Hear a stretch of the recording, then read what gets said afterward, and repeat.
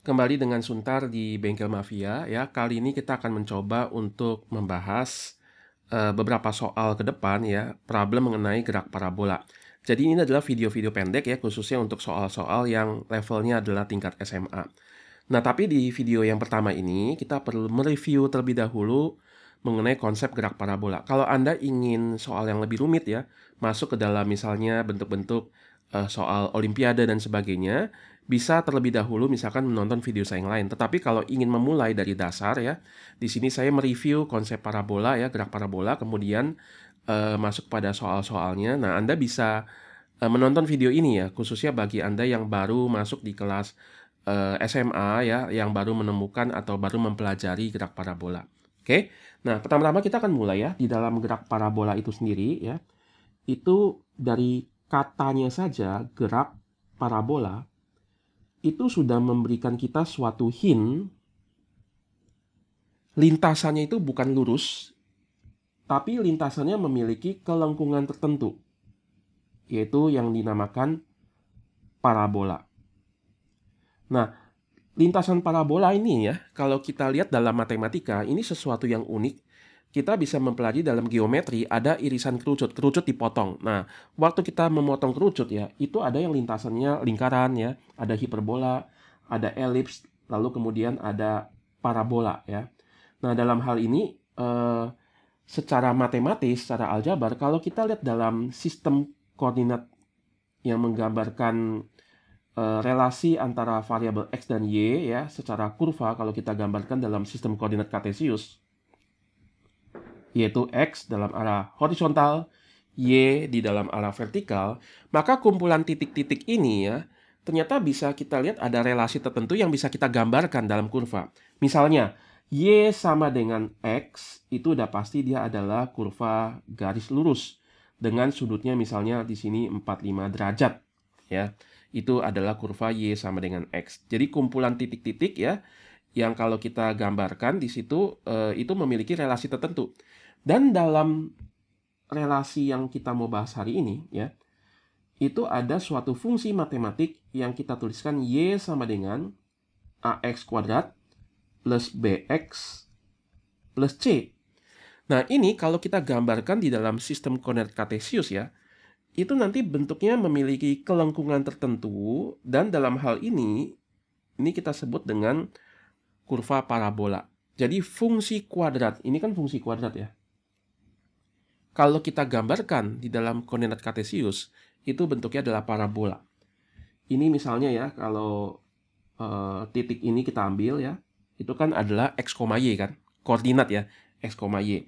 Nah, X, Y ini memiliki relasi yang ada di atas itu. Ya. Dan perhatikan kalau dilihat secara umum kan ada A, ada B, ada C. Dan kita ingat dalam matematik itu sendiri ya, nilai A sama nilai B sama nilai C ini nanti yang akan mempengaruhi bentuk daripada parabola itu sendiri. Apakah nanti parabolanya itu lebih ramping, misalnya seperti ini, atau misalkan dia lebih lebar ya, atau misalnya parabolanya nggak menghadap ke bawah tapi menghadap ke atas misalnya, seperti mangkok ya, atau seperti gelas gitu ya, menghadap ke atas. Nah, ini semua ditentukan oleh apa?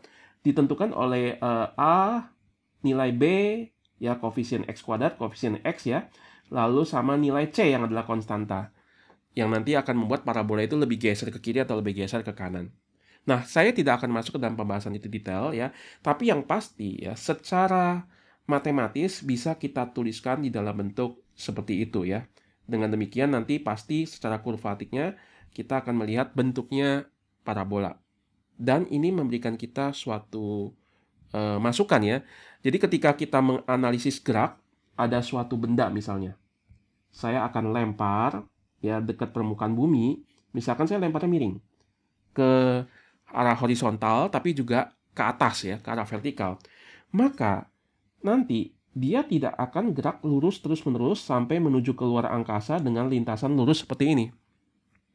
Mengapa demikian? Karena ada gravitasi, karena ada sesuatu yang menarik dia untuk jatuh ke bawah. Itu sebabnya ya, nanti kita akan lihat ternyata dia akan ada kelengkungan tertentu ya, di mana awalnya mungkin kita belum tahu ini kelengkungan apa. Bisa saja kelengkungannya misalnya agak lebih mendekati hiperbolik atau potongan daripada elips dan sebagainya. Tetapi ternyata kelengkungan ini adalah kelengkungan lintasan parabola. Ya. Mengapa demikian? Kita bisa analisis seperti ini ya. Sekarang kita akan coba lihat. Misalkan kembali bola itu sendiri, ya saya lempar ya. Maka dengan demikian dia ada gerakan di dalam arah horizontal dan juga ada di dalam arah vertikal mula-mulanya ya. Kita memberikan suatu kecepatan awal dalam arah horizontal dan vertikal. Dalam hal ini kita menggunakan koordinat kartesius ya, yang sudah tadi ditemukan oleh René Descartes ya. René Descartes itu dia membuat hubungan antara x, y dalam kurva dalam bentuk kurva di dalam koordinat kartesius, sangat membantu kita ya. Itu sebabnya kita menggunakan arah horizontal ini sumbu x dan arah vertikal ini adalah sumbu y. Jadi benda yang gerak miring itu selalu kita bisa tinjau ya secara terpisah dalam arah vertikal ke atas dan dalam arah horizontal, yaitu sumbu x. Nah, perhatikan bahwa di dalam arah sumbu x, ketika lepas ya, ketika ini sudah lepas dari tangan kita atau sumber lontaran, maka V-nya ini sudah konstan ya. Harusnya konstan kan, karena tidak ada lagi gaya yang bekerja. Waktu mula-mula benda diam, lalu kita beri dorongan, nah di situ kan kecepatannya bertambah, kecepatannya berubah. Tapi lepas kontak ya, tidak lagi kontak dengan tangan saya, tidak lagi kontak dengan sumber lontaran, maka di situ kelajuannya sudah harusnya konstan. Dengan demikian, gerakan di dalam arah sumbu X ini tidak ada gaya lain lagi yang bekerja, maka Vx-nya konstan. Ya, ini GLB jadinya ya, gerak lurus, beraturan. Tidak ada percepatan, tidak ada gaya yang bekerja. Nah, perhatikan dalam konsep yang kita pelajari kali ini, kita memang membatasi kepada yang namanya gerak yang ideal ya. Apa arti ideal dalam hal ini?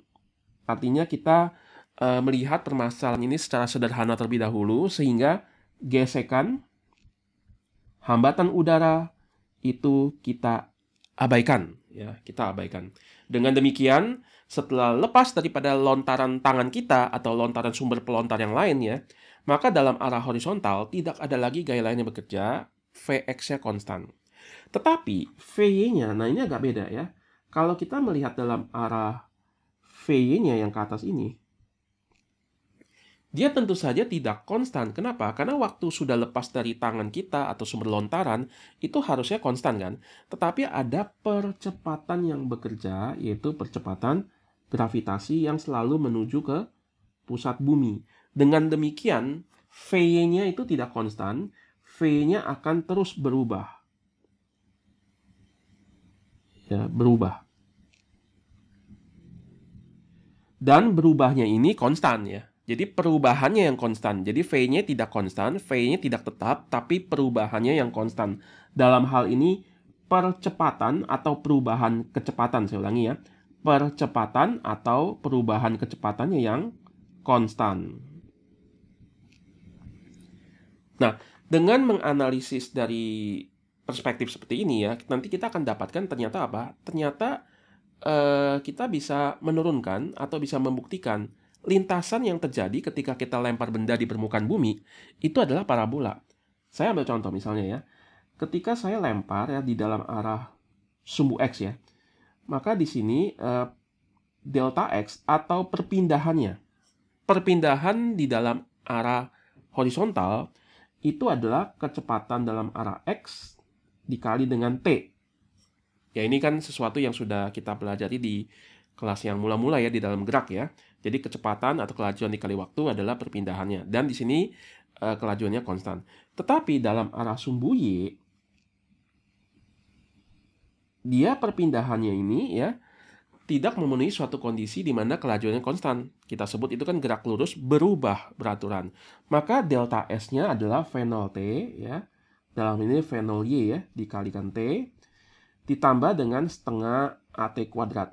Nah, delta S-nya dalam arah sumbu Y kita sebut saja delta Y, supaya kita lebih notice bahwa kita lebih memperhatikan, oh ternyata ini gerak dalam arah sumbu Y. Perpindahan dalam arah sumbu Y, delta Y, delta X adalah perpindahan di dalam arah sumbu X. Nah, kalau kita lihat ya, delta Y sama delta X ini ya, ini kan bentuknya beda ya. Ketika misalkan A-nya ini konstan, itu adalah GLBB. Tapi kalau A-nya adalah 0, maka kita akan dapatkan misalkan delta Y sama dengan V0Y dikalikan T. Dan bentuknya sama seperti yang GLB. Jadi intinya kalau A-nya 0, percepatan 0, itu adalah GLB. GLBB yang A-nya 0, lucu ya. A-nya 0 sebenarnya bukan lagi GLBB sih. Lebih tepat adalah ya GLB langsung ya. Maka tentu saja dia adalah gerak dengan kecepatan konstan ya. Tapi karena dalam arah vertikal sekali lagi, dia tidak konstan kecepatannya atau ada percepatan yang konstan, maka di situ dia GLBB. Nah, di sini kuncinya adalah T-nya sama. Ya, ini penting ya, T-nya sama. Kenapa T-nya sama? Karena ini gerak yang bersamaan. Jadi ketika kita kita lempar dan lepas kontak dari tangan kita, misalkan ya, di dalam arah kemiringan tadi ya, benda ini, waktu kita lempar ke kanan atas, dia akan pindah ke kanan, pada saat yang sama dia juga akan pindah ke atas. Pada saat yang sama. Ya. Dengan demikian, T-nya sama. Jadi kalau di dalam arah sumbu X sudah bergerak 2 detik, maka dalam arah sumbu Y, dia juga sudah harus bergerak di dalam 2 detik. Jadi yang mengkaitkan antara kedua sumbu ini, gerakannya ya, itu adalah T-nya. Nah, sekarang kita lihat ya. Kalau saya tuliskan misalkan, ini saya tuliskan ya, menjadi delta X dibagi dengan Vx sama dengan T. Lalu T-nya saya substitusikan ke dalam sini. Ya, jadi A kali T kuadrat, T-nya saya ganti dengan delta X per Vx gitu ya. Lalu kemudian saya substitusikan ini juga ke sini ya. Misalnya ya. Maka di situ nanti kita akan dapatkan suatu persamaan yang menarik ya. Yaitu bentuknya seperti ini. Jadi delta Y sama dengan A, suatu angka atau koefisien dikali dengan nanti delta X kuadrat. Ini kalau kita rapikan nanti bisa menjadi bentuk ini. B dikali dengan delta X ditambah suatu angka tertentu. Nah, ini bentuk apa? Ini bentuk fungsi kuadrat. Yang kalau kita gambar secara kurva, itu adalah parabola. Jadi, ketika fenomena fisisnya gerak di dalam arah horizontalnya konstan, gerak di dalam arah vertikalnya itu kelajuannya berubah ya secara konstan atau percepatan konstan atau GLBB ya, maka nanti kita akan mendapatkan hubungan antara perpindahan sumbu X dan sumbu Y-nya itu bentuknya parabola ya. Dengan demikian, nanti saya bisa memberikan ada beberapa hint yang penting ya. Sekarang kita lihat ya. Nah, nanti dalam menjawab persamaan parabola ini, kita bisa melihat ada beberapa hal ya yang harus kita perhatikan. Pertama, Anda fokus pada pertanyaan terlebih dahulu. Dalam mengerjakan soal fisika ya, kita harus fokus pada pertanyaannya. Yang ditanya adalah apakah waktu yang diperlukan untuk mencapai ketinggian maksimum ya, atau misalkan yang ditanya itu atau mencari waktu ya yang diperlukan untuk mencapai jarak maksimum misalnya ya, dan itu kan semua macam-macam ya, jadi itu bisa beda-beda. Nah, itu yang nanti akan menghantarkan kita khususnya untuk apakah kita mengerjakan rumus ini untuk mencari jawaban itu, karena kalau enggak nanti kita akan mutar-mutar. Jadi tujuan fokus pada pertanyaan ini yang menentukan gerak cara berpikir kita di dalam menentukan rumus supaya kita bisa menyelesaikan permasalahan itu. Jadi fokus pada pertanyaannya. Ini penting ya. Lalu yang kedua, baru kita analisis secara terpisah. Jadi masing-masing sumbu X, sumbu Y, sumbu X GLB, sumbu Y GLBB, kita analisis secara terpisah. Lalu ingat yang ketiga, nanti setelah kita sudah menemukan persamaan matematikanya ya, lalu kita ingin mencari solusinya, kita bisa menggabungkan kedua persamaan matematika antara sumbu X dan sumbu Y ya. Kita sintesiskan dengan cara apa? Dengan cara kuncinya ada tadi, yaitu T-nya sama. Ya, T-nya sama. Nah, kita akan coba masuk kepada contohnya ya. Kita lihat ya. Sekarang kita masuk ke satu contoh. Kalau kita lihat misalkan ada suatu gedung ya. Gedung yang cukup tinggi misalnya. Dengan jarak misalnya 80 meter lah ya gitu ya. Dan ingat, hambatan udara ya, gesekan udara ya, itu semua diabaikan ya. Jadi misalkan ada benda apapun gitu ya, dia ada di ujungnya, di ujung daripada gedung tersebut, sehingga hampir jatuh tapi belum ya, masih stabil. Lalu kita kasih gangguan, kita dorong sedikit lah ya. Nah, waktu kita dorong, kita memberikan kecepatan awal. Jadi tentu saja ada gaya tertentu, tapi kita tidak perlu pusingkan gayanya berapa newton dan sebagainya. Yang pasti setelah lepas kontak daripada sumber yang memberikan gaya tersebut, kecepatan awalnya itu dikatakan misalnya adalah 4 meter per detik. Nah, ketinggian gedung itu sendiri, ya tadi ini misalnya 80 meter, dan gravitasi percepatan di bumi kita pakai saja yang mungkin memudahkan kita ya. Untuk memudahkan perhitungan gravitasinya kita gunakan 10 ya. Dalam hal ini soal memberitahukan gunakan 10. Lebih tepat tentu saja 9,8an ya, tapi untuk alasan praktis saja ya kita menggunakan 10. Jadi ada percepatan gravitasinya tentu saja karena ini di permukaan bumi ya. Lalu kemudian dekat permukaan bumi maksud saya. Lalu kemudian dia ada di ketinggian 80 meter dari tanah. Nah, ketika bola ini didorong, dia akan jatuh, tapi jatuhnya itu akan melengkung ya. Akan melengkung ke bawah. Seperti ini. Dan tentu saja ini kan lintasannya kalau kita perhatikan ya, dia bentuknya adalah pasti parabolik ya. Nah, seperti ini. Dan pada waktu dia sudah tiba sampai di tanah nanti ya, itu dia pasti sudah berhenti. Tapi kita tidak tinjau misalkan tabrakan ke tanah itu berapa newton dan apa sebagainya. Kita hanya menganalisis geraknya sesaat sampai sebelum menyentuh tanah ya. Nah, dalam menyelesaikan soal ini, pertama-tama sekali lagi kita harus tahu pertanyaannya. Misalnya pertanyaan dari soal ini adalah carilah jarak X ini. Ya, jarak mendatar ini X-nya berapa. Nah, tujuan kita harusnya nanti waktu kita menganalisis harus menuju kepada pencarian akan nilai X ini. Jadi jangan muter-muter misalnya di sumbu Y saja gitu ya. Itu nggak akan ketemu nilai X. Karena nilai X ini ada di dalam arah sumbu X. Di dalam arah horizontal. Jadi kita harus mengkaitkan nanti. Pokoknya kalau kita menganalisis dalam arah sumbu Y pun, kita harus kaitkan ke dalam arah sumbu X ya. Supaya kita menemukan jawabannya. Jadi tujuannya untuk mencari nilai X. Sekarang kita coba analisis secara terpisah ya. Jadi tips yang kedua tadi, analisis secara terpisah. Yang pertama-tama kita bisa tuliskan misalnya di sini ada sumbu Y yang kita mau analisis, lalu ada sumbu X yang kita mau analisis ya. Kita bisa analisa secara terpisah. Nah, kalau kita lihat di dalam arah sumbu Y itu sudah diketahui data-datanya. Jadi dari arah sumbu Y kita bisa mencari waktunya ya. GLBB ya dalam arah sumbu Y berarti delta Y sama dengan V0T tambah setengah AT kuadrat. Nah, V0-nya itu sendiri ya, dalam arah sumbu Y, ini 0. Ya, 0 dikalikan T ya, jadi tetap 0 ya, ditambah dengan setengah. Nah, saya pakai ke bawah itu positif ya, supaya memudahkan saja. Jadi ke bawah positif. Kalau Anda ingin memakai misalkan ke bawah negatif, ke atas positif, boleh saja, itu nggak masalah. Saya menggunakan 10-nya ini positif ya. 10 dikali T kuadrat. Seperti ini. Nah, delta Y berapa? Dia akan pindah kalau sampai ke tanah ya, secara sumbu Y, yaitu 80 meter.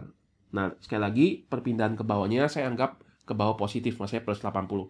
Kalau Anda menganggap ke bawah itu negatif ya, percepatan gravitasi ke bawah min 10, maka 80-nya perpindahan ke bawah harus min 80 ya. Itu nanti tetap akan konsisten, kita akan mendapatkan nilai T-nya. Sama saja ya. Jadi ini 80, ini adalah 5 T kuadrat. 80 dibagi dengan 5 ya, di situ adalah 16 ya. 16 sama dengan T kuadrat. Dan tentu saja T-nya kan adalah plus minus 4 ya. Akan 16 plus minus akan 16 atau hasilnya adalah plus minus 4. Jadi ada dua jawaban, tapi kita ambil yang positif karena tentu saja di sini adalah waktu ya. Waktu itu positif. Per detik. Nah, ingat yang tadi saya katakan, ketika dia gerak ke bawah, pada saat yang sama juga dia gerak ke kanan bersamaan. Berarti apa? Kuncinya di sini. Kuncinya adalah di T yang sama ini ya. Di T yang sama ini. Nanti ini kita bisa gunakan data ini juga untuk gerak di dalam arah sumbu X. Jadi gerak dalam arah sumbu X, kita lihat dia adalah GLB, maka delta X-nya Vx kalikan T, ya, bukan V0 T tambah setengah AT kuadrat, karena A-nya 0 ya. Kalau A-nya 0 ya udah jadi V kali T saja, karena GLB. Nah, Vx-nya apa? Di sini dalam hal ini kita lihat Vx-nya kan konstan. Ingat tadi, geraknya ideal. Kalau geraknya ideal, berarti dalam hal ini 4 meter per detik ini tidak ada gangguan yang bekerja dari luar, gesekan udara diabaikan dan sebagainya. Kelajuannya konstan yaitu 4. Jadi delta X sama dengan 4 dikalikan T. Nah, T-nya apa? T-nya dari sini. Ya, dari 4 detik ini. Maka 4 dikalikan 4, kita dapatkan perpindahannya 16 meter. Jadi, perpindahan secara horizontal kita sudah temukan, ya, yaitu 16 meter. Nah, kita coba lihat lagi sedikit ya. Jadi, di dalam beberapa hal ya, ketika kita lihat tadi ya, misalnya ini ada di dalam kondisi gedung yang tinggi ya. Misalkan ada dua benda lah ya. Ada benda yang tadi ya dilempar ke kanan ya. Seperti kasus barusan ya. Jadi dilempar, diberikan kecepatan awal ke kanan sehingga dia lintasannya adalah parabola. Seperti ini. Tapi ada juga benda pada saat yang sama dilepas. Tidak dilempar, dilepas saja di ketinggian di atas yang sama itu ya. Maka dia akan bergerak ke bawah ya dengan kelajuan ya, dengan kelajuan GLBB juga ya, tetapi hanya saja tidak ada arah di dalam horizontal.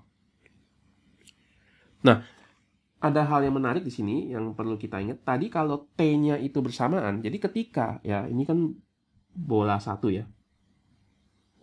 Ini saya sebut bola 1 ya. Ini ketika T sama dengan 0, ini bola 1 ya, ini bola 2 ya. Itu memiliki ketinggian yang sama dari tanah. Ya, sama-sama misalnya tadi 80 meter ya. Nah, ketika misalkan T sama dengan 1 ya, dia kan mulai lepas turun ke bawah, misalkan di sini posisinya. Ini bola 1. Dan bola 2 ternyata dia juga bergerak ya, dia akan ada di sini. Dia akan segaris ya dengan bola 1 pada ketinggian yang sama. Jadi ketika 1 detik berlalu, perhatikan, bola 2 itu akan turun secara vertikal sejauh bola 1 turun. Ketika T sama dengan 2 misalnya, maka bola 1 misalnya posisi di sini. Sudah hampir mendekati tanah, ya. Ternyata bola 2 itu juga sama ya. Dia juga akan mendekati tanah dengan ketinggian yang sama antara bola 1 dan bola 2 ini. Jadi apa bedanya antara gerak bola 1 dengan gerak bola 2? Gerak bola 1 ini hanya vertikal saja. Ya, gerak bola 2 dia juga ada vertikal dan perhatikan kondisi vertikalnya sama. Karena bola 2 kan cuma dilempar ke kanan saja. Jadi dalam arah sumbu Y itu tidak ada kelajuan mula-mula. Dia tidak dilempar ke bawah, dia tidak didorong ke bawah kan, tapi dilempar ke kanan ini. Ya, dengan demikian bola 2 tersebut sama kondisinya seperti bola 1 yang dilepas secara sumbu Y ya. Kalau kita lihat analisis secara vertikalnya saja, bola 2 itu seperti bola 1 yang dilepas. Maka ketika bola 1 turun ya, setelah 1 detik ini, bola 2 juga akan turun ya, setelah 1 detik dengan mencapai kondisi ketinggian yang sama. 1 detik kemudian, ketika T sama dengan 2, bola 1 akan turun lebih jauh ya. Bola yang kedua juga akan turun ya, sampai ke dalam posisi ketinggian yang sama dengan bola 1. Bedanya apa antara bola 1 dan bola 2? Bola 1 hanya gerak ke bawah, bola 2 pada saat dia turun, dia juga gerak ke kanan. Nah, ini namanya GLB dan GLBB yang digabung. Kalau dalam arah horizontalnya GLB, dalam arah vertikalnya GLBB, ketika digabung akan jadi parabola. Nah, itu sebabnya ya, saya tadi menggunakan kata kunci yang penting, T-nya sama. Antara apa? Antara gerak vertikal ini, ya, dengan gerak horizontal daripada bola 2 itu, itu T-nya sama. Karena bola 2 itu gerak vertikal dan gerak horizontal bersamaan ya. Jadi T-nya sama. Nah, ini menjadi satu kunci yang penting sekali lagi ya. Ingat tipsnya, nanti kita akan masuk ke contoh soal yang lainnya.